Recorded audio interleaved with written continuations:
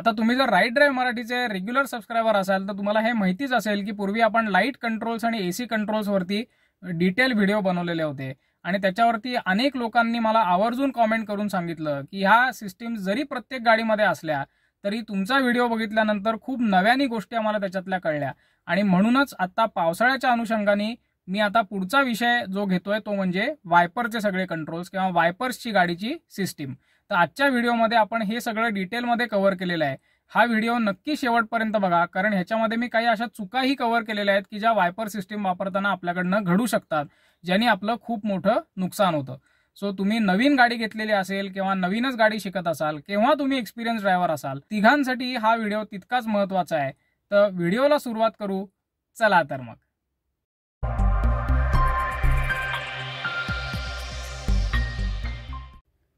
तर मित्रांनो, बहुतेक गाड्यांमध्ये वायपर्सचे जे सगळे कंट्रोल्स असतात ते स्टिअरिंग कॉलमच्या किंवा स्टिअरिंग व्हीलच्या डाव्या बाजूला इकडे लोकेटेड असतात। फक्त काही युरोपियन गाड्यांमध्ये हेडलाईटचा एक सेपरेट इकडे नॉब असल्यामुळे ते उजव्या बाजूला असतात, पण 80% जास्त गाड्यांमध्ये तुम्हाला वायपर्सचे सगळे कंट्रोल्स स्टिअरिंगच्या डावीकडेच बघायला मिळतील। तर बेसिकली जेव्हा असा स्टॉक असतो आणि अशा ओळीमध्ये ह्या सगळ्या गोष्टी लिहिलेल्या असतात आणि ह्या ज्या आडव्या लाईन्स आहेत त्या ह्या स्टॉकची मूवमेंट दाखवत असतात।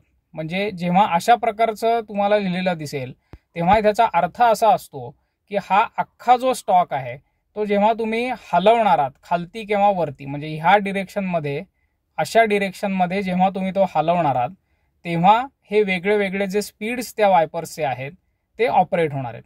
तर आता तुम्ही बघितलं तर आता आपल्या गाडीचे जे वायपर्स आहेत ते चालू नाही आहेत, ओके, बंद आहेत। म्हणूनच ही जी पोझिशन आहे स्टॉकची ती आता ऑफ पोझिशनला आहे, म्हणजे आता कुठल्याही प्रकारची मूवमेंट वायपर्सची होत नाही। आता हा जेव्हा स्टॉक मी पुढच्या लेव्हलला हलवीन, तो खालती जेव्हा मी नेईन तेव्हा तुम्ही बघू शकता की आता वायपर्स चालू झालेले आहेत आणि ते कंटिन्युअसली चालणार नाहीत, ते मध्ये मध्ये चालतील कारण आपण INT हे ऑप्शन निवडलेलं आहे। INT म्हणजे इंटरमिटंट। हा स्टॉक मी जेव्हा अजून खालती नेईन, इंटरमिटंटच्या एक स्टेप अजून खालती, तेव्हा तो लो ला आलेला असेल, LO। आणि आता जर तुम्ही बघितलं तर वायपर्स चालू आहेत आणि आता ते कंटिन्युअसली चालत आहेत, पण एका स्लो स्पीडने चालत आहेत। आता आपण हा स्टॉक अजून खालती घेऊ, HI लिहिलेल्या स्पीडला, म्हणजे हाय स्पीडला। आता जर तुम्ही बघितलं मित्रांनो तर वायपर्स एकदम जोरात चालत आहेत, म्हणजे हायेस्ट स्पीड सेटिंग आहे।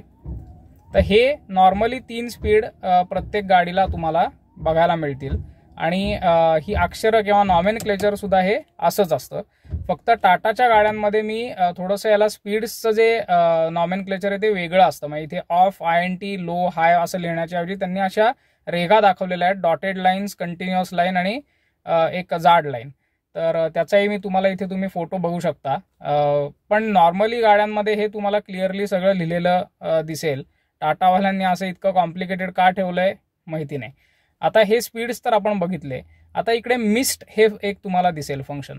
आता मिस्ट म्हणजे काय, तर जेव्हा खूप जास्त पाऊस नसतो, म्हणजे अगदी शिंतोडे पडत असतात किंवा अगदी बारीक पाऊस असतो, म्हणजे इंटरमिटंट वायपर लावून सुद्धा खूप जास्त वेळेला ते वायपिंग आपल्याला वाटू शकतं, तेवढाही कधी कधी पाऊस नसतो। कधी कधी बाहेरून काचेवरती धुकं जमलेलं असतं किंवा एखाद्या वेळेला कुठलं तरी इतर पावसाच्या व्यतिरिक्त पाणी काचेवरती उडतं आणि ते फक्त आपल्याला एकदाच साफ करायचं असतं। तर ह्याच्यासाठी ते मिस्ट हे फंक्शन दिलेलं आहे। काही गाड्यांमध्ये मिस्टच्या ऐवजी त्याला 1x असं सुद्धा तिथे लिहिलेलं असतं। 1x म्हणजे 1 टाइम्स, ह्याला मारुती हे मिस्ट असं लिहितात। तर ते करून काय होतं हे आता मी तुम्हाला दाखवतो। आणि तुम्ही जर बघितलं तर मिस्ट हे ऑफच्या वरती लिहिलेलं आहे, म्हणजे आता ऑफ पोझिशनला जेव्हा तो स्टॉक आपण ठेवलेला आहे तो जेव्हा आपण वरती ढकलू तेव्हा मिस्ट हे फंक्शन ऍक्टिव्हेट होणार आहे। आता वरती ढकलल्यावरती काय होतं ते तुम्ही बघा मित्रांनो। एकदा वरती ढकललं की एकदाच वायपर फिरतात, मग परत बंद होतात, परत ते फिरणारच नाहीयेत। इंटरमिटंट मध्ये मात्र थोड्या थोड्या वेळाने कधी कधी 10 सेकंद 15 सेकंद ह्या इंटरवलनी परत परत वायपर आपापले फिरत राहणार आहेत। पण जेव्हा तुम्ही मिस्टला वरती जेव्हा ढकलता तेव्हा मात्र एकदाच ते फिरणार आहेत। आणि तुम्ही हेही बघू शकता मित्रांनो की जेव्हा आपण ते मिस्टला ढकलतो तेव्हा आपोआप तो स्टॉक खालती येतो। मित्रांनो, आजकालच्या बऱ्याच नवीन गाड्यांमध्ये ऑटो हे फंक्शन सुद्धा आता मॅन्युफॅक्चरर्सनी द्यायला सुरुवात केलेली आहे। म्हणजे पावसाचं जे प्रमाण असेल त्याच्या हिशोबाने आपोआपच वायपरचा स्पीड ऍडजस्ट होतो। तर अशा प्रकारचं जर फंक्शन तुमच्या गाडीमध्ये असेल तर ते आवर्जून वापरा, कारण ह्यानी तुमच्या वायपरचा लाईफ खरोखरच खूप जास्त वाढेल। कारण त्यांनी ते अशा प्रकारे प्रोग्राम केलेलं असतं की कमीत कमी वायपरची झीज होते आणि तुम्हाला काचेला स्पष्ट साफ सगळं दिसत सुद्धा राहतं। तर मित्रांनो, आता आपण गाडीच्या वायपर्सचे स्पीड समजावून घेतले। आता पुढचं जे फंक्शन आपल्याला समजावून घ्यायचं आहे ते म्हणजे विंडशील्ड वॉशर किंवा गाडीच्या काचेवरती स्वच्छ पाण्याचे जे फवारे मारले जातात ते आपल्याला कसे मारायचे। तर त्याच्यासाठी हा सिम्बॉल असतो मित्रांनो, याच्याकडे नीट लक्ष द्या। असा काचेचा सिम्बॉल आहे, त्याच्यावरती एक वायपरचं चित्र दाखवलंय आणि अशी डॉटेड लाईन तुम्हाला त्याच्यावरती दिसेल जी इंडिकेट करते की हे फंक्शन जे आहे हे वॉशरचं आहे, म्हणजे काच साफ करण्याचं फंक्शन आहे।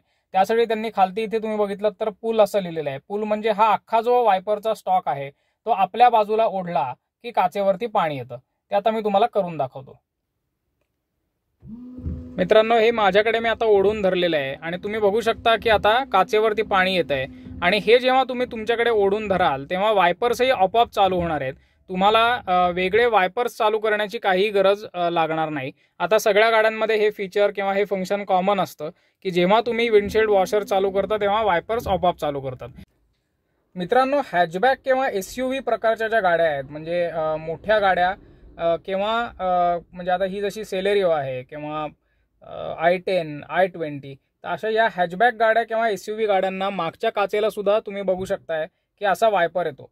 आता तो कसा आपल्याला चालू करायचा आहे, मागच्या काचेवरती पाणी कसं उडवायचं आहे ते आपण आता बघू।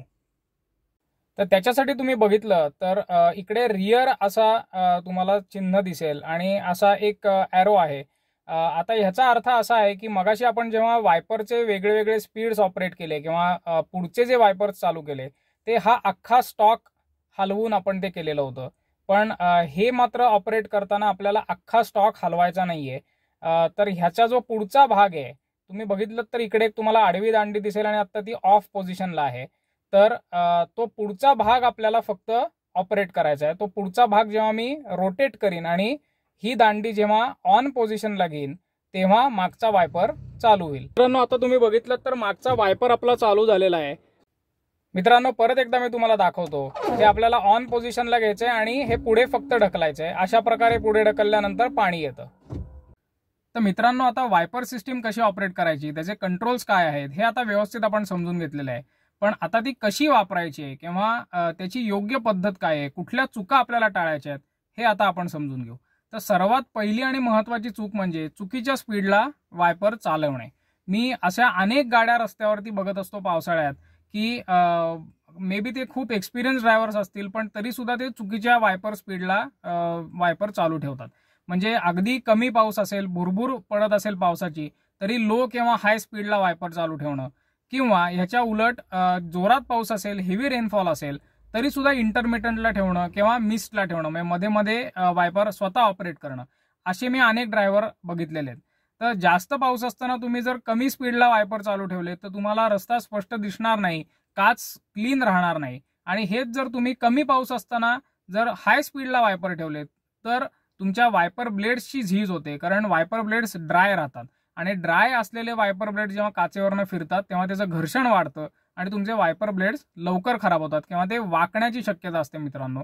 त्यामुळे ज्या प्रमाणात पाऊस असेल त्या प्रमाणातच आपल्याला नेहमी वायपरचा स्पीड हा ठेवायचा आहे। मित्रांनो, पुढची चूक जी अनेक लोक करतात ती म्हणजे वायपर ब्लेड्स ते क्लीन ठेवत नाहीत। पावसाळ्याच्या दिवसात इथे कुठल्याही प्रकारचा काडी, कचरा किंवा माती, धूळ हे अडकलं नाही पाहिजे।